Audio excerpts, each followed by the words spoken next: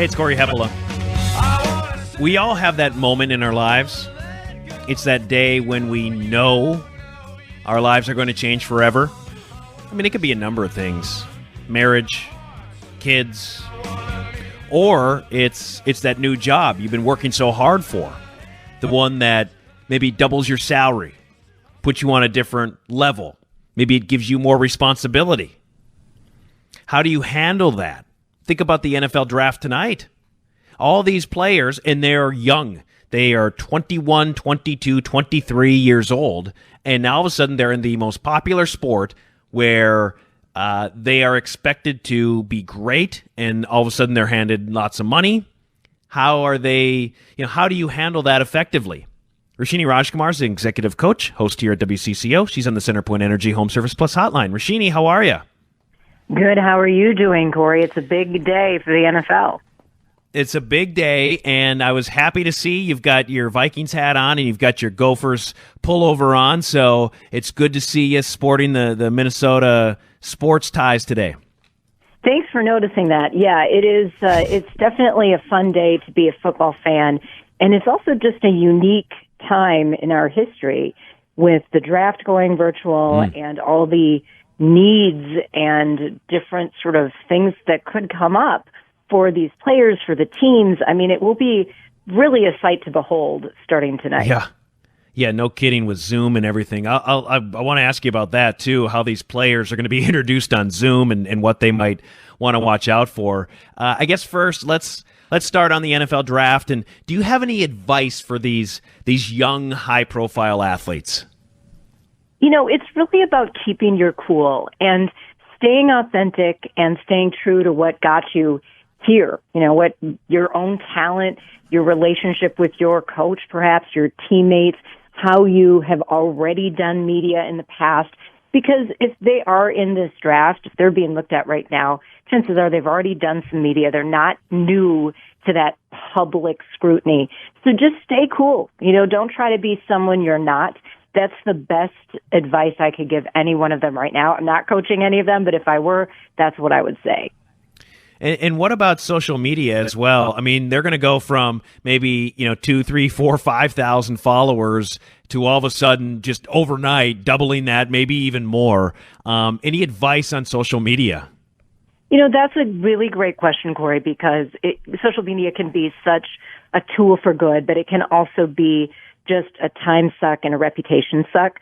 So they really should just stay the same. If they were tweeting before, if they were Instagramming before, continue on. You now maybe have new jersey to wear, new helmet to wear, whatever, new kinds of people to be in pictures with, but nothing too drastic on social, because remember, anything that even if you don't post it, if you take a picture and it has a digital footprint, it is not completely private. So you have to think about those kinds of things. And now more than ever, any of the players from the Gophers or other teams who get drafted, or other college players or young players who get drafted these next few days, they have to realize that it's now going to be amplified. Who's watching them, who's paying attention to them. So it's not a time to do any monkey business on social media. I guess that's the best way to put it. Yeah. And I would encourage all the 22-year-olds who might get drafted to don't post on politics. Don't do that on day one. Yeah. One thing they could do right away is go, and I say this even to all my business clients, is you have those bio bullets on your Twitter, on your Instagram, on those handles. Really edit those to make them work for you. So that's a place that's real low-hanging fruit. Make sure it's grammatically correct. Just have really good things in those bio bullets. And you can change those at any time. So now might be a time as people are getting ready to watch the festivities to go into your bio bullets and get that updated. What's interesting is we have heard these stories over the last few years as social media has kind of transformed and become more prominent. But guys slipping because of old tweet or of old video that they did 4, 5, 6 years earlier now resurfaces. And I heard this story that NFL agents, the NFL was telling NFL agents, just make sure you got somebody to go back and scrub anything that might be seen as offensive from all these high-profile athletes. Yeah, and it's a hard thing because you also don't want to look like you're scrubbing just for the purpose to take negative things down, which is indeed what you're doing. So I think you have to look at any of those past videos and identify, is this really going to hurt you in the present? And if it is, take it down. But hopefully that kind of stuff was happening long before today. Yeah. She's Roshini Rajkumar. She's got a great show here on WCCO, Real Talk with Roshini, and a terrific podcast, Real Leaders with Roshini. I saw this morning that PJ Fleck had posted a picture of himself with his new dog. This is this cute little puppy. He talked to us about that a couple of weeks ago. They've got the 5th best recruiting class in the nation so far for 2021. The Gophers have never had a recruiting class like this, not even close. Roshini, what is it about PJ Fleck that he's just able to connect with young people? Yeah, and that's really his calling card. You know, I've heard him speak to many different business groups, and he says, I don't really care what all of you in the audience think. I care what 17 to 22, 23-year-old young men think. And that's how I post. That's how I do videos, those kinds of things. He is authentically himself. And whether you like that or it turns you off, he is authentically himself. So I will always give him points for being authentic to himself and for trying to really inspire his players to be authentic also.